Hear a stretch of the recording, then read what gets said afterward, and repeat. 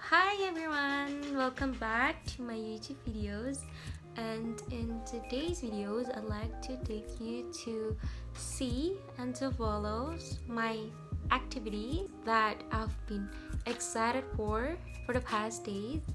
It is the 4th Bali Democracy Students Conference. Yay! Well, if you probably have seen on my Instagram post or in my YouTube, I've been posting a short video for the selection process of the first Bali Democracy Students Conference, and Alhamdulillah I got accepted. It is my first time experience as delegates of Bali Democracy Students Conference, and I hope I can gather all the experience and informations from this event.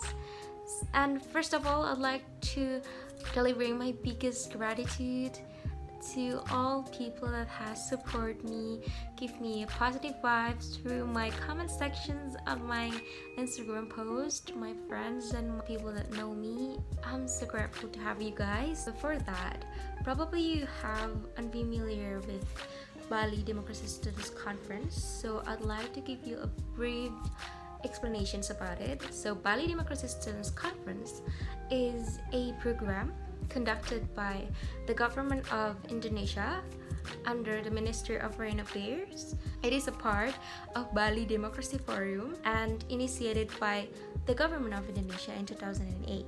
So the aims of Bali Democracy Students Conference itself is to transfer or to internalize the value of democracy to young generations, and also absorb the view and input from the young generations.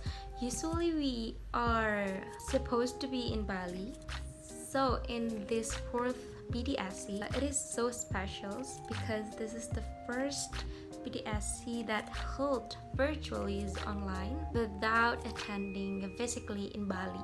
However, I am still super excited to participating in this event. So without any further ado, let's get started.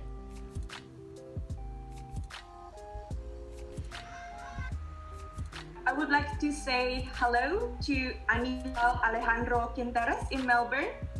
Hi everyone. Hi. Yeah, it's the same time as Bali. It's 10:03 a.m. So Okay. And secondly, on the role of youth in this time of crisis. Distinguished panelists and participants, it is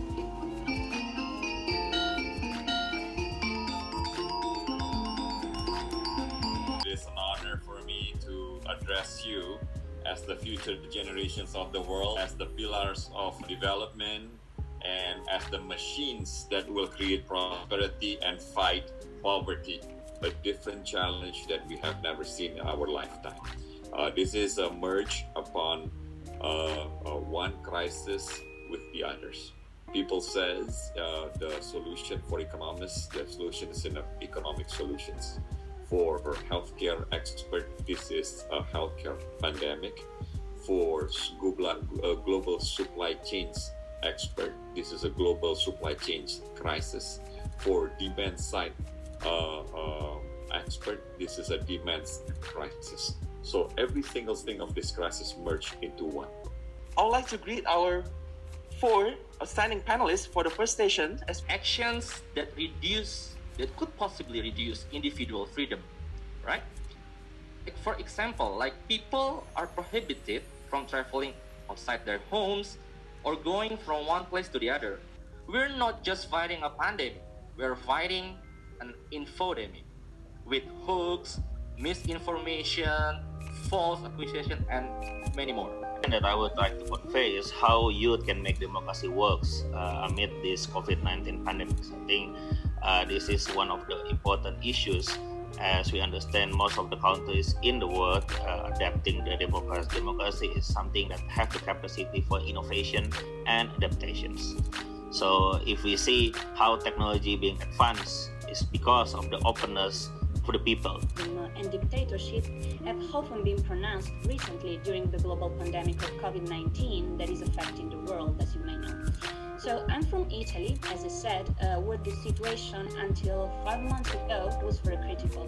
So you can imagine how and in which way these words, democracy and dictatorship, could have been used during these months and how they are still argued during these days, specifically oriented in a way related to a health dictatorship, we can say. Digital transformation in education. When we talk about democracy and we talk about education, we believe that the crucial values of democracy can be introduced through education. We have to learn, we have to understand the core value of democracy. We have also to see the implementation of this core value of democracy in our real life. And education is highly crucial in transforming and transferring information related to democracy. And human rights, in this context, part of the values of democracy is also includes the right to have proper education. Which that the COVID-19 pandemic has accelerated the digital transformation in education. Prior to the COVID-19 pandemic, yes, we had a lot of plans, we had programs that we are going to implement, and we are going to also utilize digital technology in terms of education. But with this COVID-19 pandemic, like it or not, whether we say we are ready or not, we have to have this digital transformation in education. One lesson that we can learn from the current COVID-19 pandemic is how important democracy is for a society. So if we want our government to keep the boundaries of democratic, we must act or giving our voice to the government so that transparency can be the main value of the governing the pandemic. Kita lunch dulu. Let's have lunch. Yay, today we eat. I'm good, Brad. Youth has a major role in facing this crisis. That is why in this discussion, we will discuss more on the role of youth in COVID-19 crisis with experts to elaborate the active role, also concrete steps that are visible to be done, and the possible involvements by youth. Youth leadership, the fight against COVID-19 through multidisciplinary collaborative voluntary work. So, I divided my presentations into 4 sections. First section is to give the paradigm of how COVID-19 has caused a multidimensional problem for all the livelihood of people around the world. I graduated at the PhD student at this March, but because of COVID-19, I'm postponed to coming back to Indonesia and continue as a postdoc student. All right, I'm going to share about 3 things, right? Response, recovery, and resilience. So I'm from Surabaya. I studied in the US, in the UK, and in Australia. I spent a little bit of time in Singapore, and then I became a primary school teacher in Maluku Utara, in a remote island of Indonesia. This is where I worked earlier. Now I'm working at the spatial center. The less likely we are to see this individual plan into social deviance. With every stakeholders, we have to make sure that we share the same pain points of what our organizations wants to do and what the stakeholders wants to aim in the future. So again, you have to somehow synchronize the pain points between stakeholders with your organization and find the pain point and then move towards there together. Can we have a closing statement by you for our participants for today? Yeah, sure. So I have the logo next to me, by the way. So I put this in my, it's a Shazam logo. So how many people here have watched Shazam? I really like the movie, and I think the philosophy is actually very deep. And I think a lot of us, including myself, I still have this Shazam syndrome sometimes, every once and then. We think that we are no one. We think that we are just young people who have little connection, or we have no position, or we do not have this particular experience or that experience that other people have. And it actually stopped us from being brave in trying things that will enable us to create bigger impact. And what I would encourage everyone who is here, and this is also a reminder for myself, is please do not be Sezam. Please realize that you guys are very, very powerful, and you guys are able to create impact in whatever the circles that we have. We've gathered all the recommendations given by all our panelists. Chairperson of the steering committee of the 4th Bali Democracy Student Conference, to obtain remarkable insights from various speakers and panelists, as well as to experience fruitful discussion and exchange of views among participants. So, it is the end of the 4th Bali Democracy Students Conference that I've been participating for the past hours. It is super insightful. There's so many knowledges, so many informations that I can gather to enhancing my knowledges about democracy. And also the most important is the role of youth in the middle of pandemic. As you have seen, there are so many amazing panelists that has shared their knowledges about certain sub-themes that were super insightful, and I'm so happy and so honored to be a part of these events and becomes more motivated to creating a positive content, to creating a positive circumstances, to tackling the impact of COVID-19 that were unpredictably happens right now.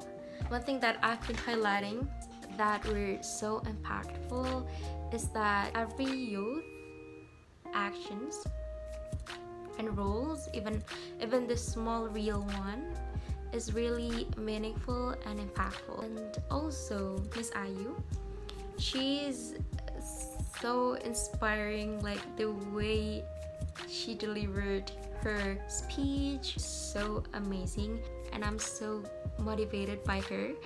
And she say that we need to be hand in hand together, especially relating to social media, which is something that I've been doing right now. Every things that youth generation is posted on their social media is impactful, so we have to be certainly careful about what we're posting on internet, and also we need to creating positive content in order to motivate other people to do the same positive way and to hand in hand creating a balanced life during the pandemic. So this is the end of my videos. I hope you like it. I hope you also interested to participating in the next Bali Democracy Students Conference, especially for you that were taking international relations majors. You should and you must participating in this event. Hopefully next years there will be no such things called COVID-19 or other pandemic, so we can go to Bali, meet physically and participating actively in Bali Democracy Students Conference. So that's all, and thank you for watching my videos, and stay healthy and be happy. Bye.